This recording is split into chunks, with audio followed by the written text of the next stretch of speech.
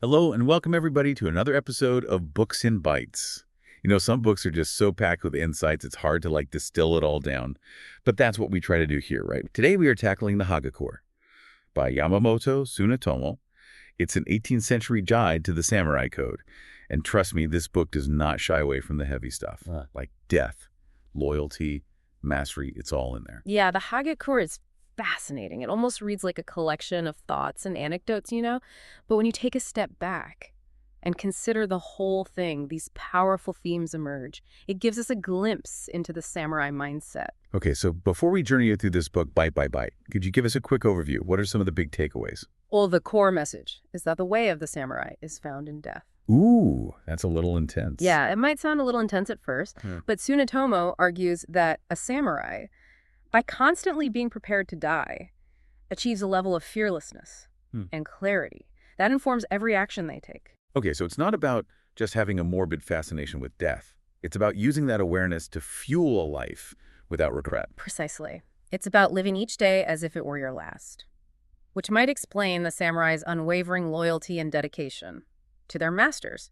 It wasn't just a job for them. It was a way of life that was imbued with a profound sense of duty. Okay, so let's dive into the book itself. Now, I know the Hagakure is kind of structured in a way that jumps around a bit, but is there a chronological or thematic progression that we can follow as we're discussing it? Yeah, while it's not a linear narrative, we can trace the core themes as they kind of develop throughout the text. Early on, Tsunetomo really hammers home this idea of death awareness. He argues that a samurai should meditate on their own mortality every single day and envision their death in vivid detail.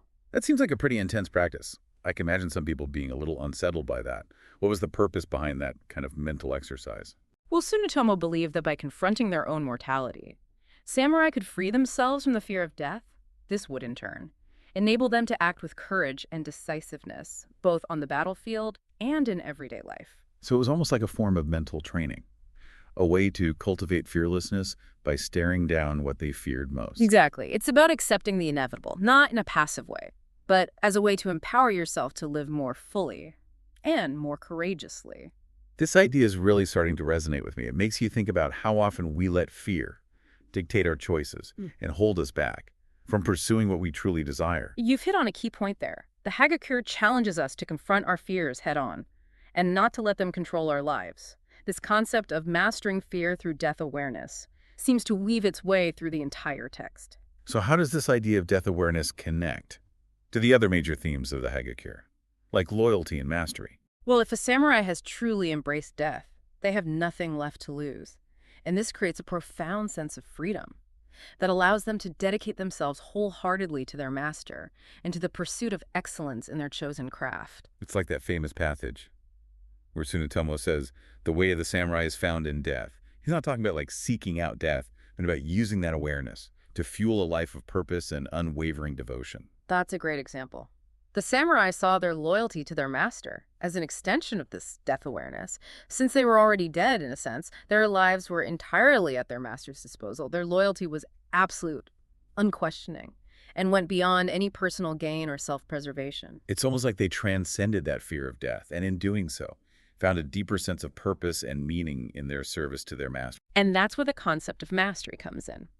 The Hagakure emphasizes the importance of constant self-improvement, striving to be better today than you were yesterday. For the samurai, this wasn't limited to swordsmanship. It encompassed every aspect of their being, from their conduct in social situations to their inner thoughts and motivations. So for the samurai, mastery wasn't just about physical skill, it was about cultivating their entire being in alignment with the samurai code. Exactly. It was a lifelong pursuit, a constant process of refining their character and honing their skills to embody the ideals of the samurai way. And remember, they were doing this from a place of having already embraced death. So there's a sense of urgency, a need to make each moment count. This makes me think about how we often get caught up in the pursuit of external markers of success or achievement. But the Hagakure seems to suggest that true mastery is an internal journey, a process of continual self-cultivation. It's an interesting point. The samurai facing their mortality every day were reminded that true fulfillment came not from external validation, but from living in accordance with their values and striving for excellence in all their endeavors. Okay, so we've got this death awareness as the foundation, and from that springs this unwavering loyalty and a constant drive towards mastery. What other key ideas does Tsunetomo explore in the Hagakure? Another important concept is the emphasis on action. The Hagakure stresses the importance of decisive action, of not hesitating when faced with a challenge. Tsunetomo even goes so far as to say that in moments of crisis, it's not essential to achieve your initial aim. What matters most is acting with courage and honor. So he's advocating for a kind of instinctive response, a willingness to act decisively without overthinking it. You're right, and this ties in with the concept of mushin, which we touched on earlier. It's a state of no mind, characterized by emptiness, stillness, and effortless action. In battle, this meant reacting instinctively, without conscious thought or hesitation. So motion isn't just about emptying your mind. It's about cultivating a state of being where action flows naturally without the interference of doubt or fear. That's a great way to put it. It's almost like trusting your intuition, allowing yourself to act from a place of deep inner knowing. And that sounds incredibly powerful. I can imagine how cultivating that kind of mental state could be beneficial in all sorts of situations, not just in combat. Absolutely. Imagine having that level of clarity and focus in your daily life, being able to make decisions and take action. Without second-guessing yourself, it's about cultivating a sense of inner peace and confidence that allows you to move through the world with a sense of purpose and ease. This idea of mushin is definitely something I want to explore further. It's making me rethink how I approach decision-making and problem-solving in my own life. That's the beauty of the Hagakure, isn't it? It challenges us to consider new ways of thinking and being, even if those ideas originated centuries ago in a vastly different culture. Well, we've only just begun to scratch the surface of this fascinating book. There's so much more to unpack, especially regarding its practical advice on leadership, self-cultivation, and navigating the complexities of social interaction. Indeed, and we'll delve into those fascinating aspects of the Hagakure as our deep dive continues. So, picking up where we left off, the Hagakure isn't just about these grand philosophical ideas, it also gets remarkably practical. Tsunetomo offers all sorts of advice on navigating the social world, much of which is rooted in the samurai code, but surprisingly relevant even today. Yeah, I'm curious about that. We've talked about death awareness and loyalty, but how do these concepts play out in everyday interactions? It's not like samurai were walking around constantly talking about death, right? No. Not explicitly, but these core principles inform their behavior and shape their interactions. For instance, Tsunetomo emphasizes discretion in speech. He advises samurai to choose their words carefully, avoiding gossip and frivolous chatter. So it's about being mindful of the weight of your words, understanding that they can have a powerful impact on others. Precisely. And this is where that unwavering loyalty comes in. A samurai ever mindful of their duty to their master wouldn't engage in idle talk that could damage their master's reputation or sow discord. They were incredibly careful about maintaining harmony and avoiding anything that could lead to conflict or disunity. Yeah, that makes sense. It's almost like they saw their words as an extension of their actions, understanding that even seemingly insignificant conversations could have far-reaching consequences. Exactly. And this ties into another key piece of advice Tsunetomo offers. Matters of great concern should be treated lightly.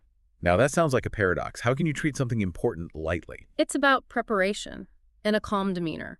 If you've already thought through a situation and its potential outcomes, you can approach it with a sense of composure, even if the stakes are high. It's not about downplaying the importance, but about cultivating a mental state that allows you to act decisively and effectively when the time comes. So it's about doing the mental and emotional work beforehand, so you can respond with clarity and grace under pressure. That's the idea. It's like a martial artist training for years to develop the reflexes and muscle memory that allow them to move effortlessly in combat. The samurai applied the same principle to their minds, preparing themselves for any eventuality. That's such a powerful concept. It's making me rethink how I approach challenges in my own life. Maybe I should be spending less time worrying and more time strategizing and preparing myself mentally and emotionally. The Hagakure certainly encourages that kind of proactive mindset. It's about taking control of your reactions and cultivating the inner strength to face any situation with composure and clarity. Okay, so we've talked about social conduct and decision-making, but what about leadership? The Hagakure was written for samurai, who were essentially warriors. What does it have to say about effective leadership? Well, Tsunetomo believed that the principles of effective leadership were universal, whether you're leading an army or a team in a modern workplace. He emphasized the importance of leading by example, of inspiring your followers through your own actions and conduct, not just your words. So it's about walking the walk, not just talking the talk. Exactly. A true leader, according to Tsunetomo, embodies the values they expect from others. They are the first to face danger, the first to make sacrifices, and the first to uphold the highest standards of conduct. It's like that saying, be the change you want to see in the world. Except in this case, it's be the leader you want to follow. That's a great way to put it. And this emphasis on leading by example ties in nicely with another key leadership principle from the Hagakure, the importance of integrity. Tsunetomo stresses the importance of being true to your word and upholding ethical standards, even when it's difficult. So it's about doing the right thing, even when no one is watching. Exactly. And it's about making tough decisions and standing by them. Even in the face of opposition or unpopularity, Tsunetomo believed that a leader's integrity was the foundation of their authority and the key to inspiring trust and loyalty in their followers. This makes me think about how we often hear about leaders who are charismatic and persuasive, but lack substance. The Hagakure seems to suggest that true leadership is rooted in character and ethical conduct, not just charisma or charm. That's an insightful observation. Tsunetomo might argue that without integrity, a leader is ultimately ineffective. They might be able to achieve short-term gains, but they won't inspire the kind of deep loyalty and commitment that's necessary for sustained success. So it's not just about being strong and decisive, but also about being wise and compassionate. Exactly. And that compassion extends to understanding the needs and concerns of the people you're leading. Tsunetomo recognized that a leader needs to be sensitive to the challenges faced by their followers, to offer support and guidance, and to foster a culture of trust and mutual respect. That's a really humanizing perspective on leadership. It's not just about issuing commands and expecting blind obedience, but about creating an environment where people feel valued and empowered to contribute their best. And that's where the concept of loyalty comes full circle. When a leader embodies these qualities, integrity, compassion, a willingness to lead from the front, it naturally inspires loyalty and devotion in their followers. It's not something that can be forced or demanded. It's earned through genuine leadership. Precisely. And that kind of earned loyalty is invaluable. It creates a sense of shared purpose and inspires people to go above and beyond, even in the face of adversity. This reminds me of a passage in the Hagakure, where Tsunetomo writes about the retainer, who had to choose between admitting to witnessing a fight or risking being seen as a coward. It highlights how deeply ingrained these values of honor and integrity were in the samurai culture. That's a great example. Even in seemingly minor situations, the samurai were expected to act in a way that upheld their honor and the reputation of their lord. And Tsunetomo, in typical fashion, doesn't offer a simple answer. He presents the dilemma and leaves it to the reader to decide what the right course of action would be. It's like he's encouraging us to grapple with these complex ethical questions. Yeah. And develop our own sense of moral judgment. Exactly. The Hagakure isn't a rule book. It's a guide for cultivating wisdom and discernment. It's about developing the capacity to think critically and to make choices that are in alignment with our values. So it's not about blindly following a set of rules, but about internalizing these principles and applying them thoughtfully to the situations we face in our own lives. Precisely. And that's what makes the Hagakure so relevant even centuries after it was written. Its wisdom transcends cultural boundaries and speaks to the enduring challenges of leadership, decision-making, and living a life of honor and purpose. Yeah, we've covered a lot of ground here, from death awareness and loyalty to the practicalities of social conduct and leadership. But there's another fascinating aspect of the Hagakure that we haven't touched on yet. Its spiritual dimension. That's right. And it's a dimension that adds a layer of depth and complexity to everything we've discussed so far. So we've been exploring the Hagakure's teachings on death, loyalty, mastery, and even practical advice for leadership. Now, you mentioned a spiritual dimension to this book. It seems like a lot of samurai philosophy intersects with Zen Buddhism. Is that what we're talking about here? Yeah, you're right. The Hagakure is deeply intertwined with Zen principles. Although it's not a religious text in the traditional sense, it's more about a way of seeing the world and understanding your place in it. Remember how we talked about Mushin, that state of no mind? That's a core concept in Zen practice. Right, the idea of acting without hesitation, letting go of conscious thought. But how does that translate to a spiritual context outside of the battlefield? Well, in Zen Buddhism, Mushin is about cultivating a state of emptiness and stillness, a heightened awareness of the present moment. It's about letting go of attachments to the past or anxieties about the future and simply being fully present in the here and now. That sounds incredibly peaceful. Mhm. but also pretty challenging. How do you even begin to cultivate that kind of mental state? Tsunetomo suggests practices like meditation and mindfulness, very much in line with Zen teachings. He also encourages contemplating death, not in a morbid way, but as a reminder of the impermanence of all things. This helps detach from worldly concerns and focus on what truly matters. It's interesting how that ties back to the Hagakure's core message. By accepting death, you free yourself to truly live. It's a paradox, but it seems to be a recurring theme throughout the book. Exactly. And it's this acceptance of impermanence that leads to another key spiritual insight in the Hagakure, the world as a dream. There's that famous passage where Tsunetomo says, "It is said that the world we live in is not a bit different from this." He's suggesting that our experiences are ultimately fleeting, like illusions we create in our minds. Oh, that's a pretty profound thought. It's almost like saying we need to wake up from the dream of our everyday lives to see things as they truly are. That's one way to interpret it. It challenges us to question our perceptions of reality and to consider the possibility that there's more to life than what we can see and touch. It encourages us to look beyond the surface and to seek a deeper understanding of ourselves and the universe. It's almost like he's saying that by letting go of our attachments. To the material world and the illusions we create, we can find true freedom and enlightenment. That's the heart of it. The Hagakure's spiritual dimension is about recognizing our interconnectedness with all things, finding meaning and purpose beyond our individual desires, and striving to live in harmony with the natural order of the universe. That's a powerful message.